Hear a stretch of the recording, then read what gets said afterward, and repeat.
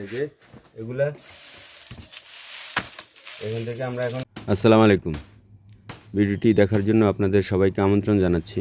আজকে দেখাচ্ছি আপনাদেরকে সিমের বীজ সংরক্ষণ পদ্ধতি। ভিডিওটি দেখতে থাকুন। এটা এই যে বহুত পুরানা পদ্ধতি। এটা হলো যে শুকনা সিম গাছের যে সিম গাছ ছিল সেগুলা কিছু সিম আমরা শুকিয়ে নিয়েছিলাম।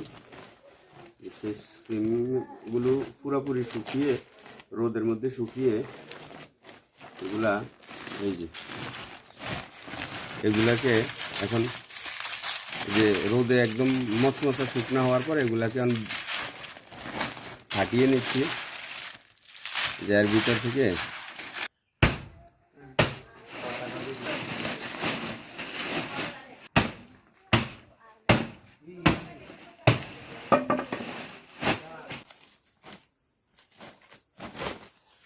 এই যে এই হলো আমাদের সিমের বিচি।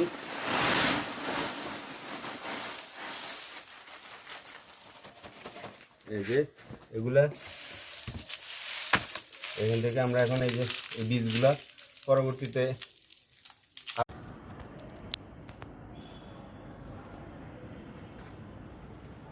প্রিয়তমা,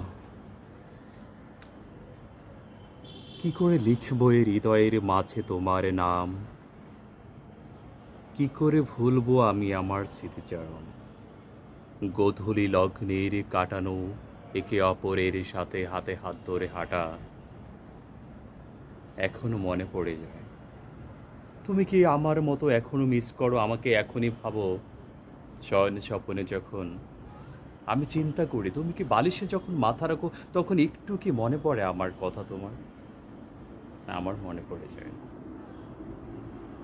যদি পথের মাঝে ফুল দেখি, গোলাপের পাপড়ি, তোমার নরম দুটি ঠোঁটের কথা মনে পড়ে যায়।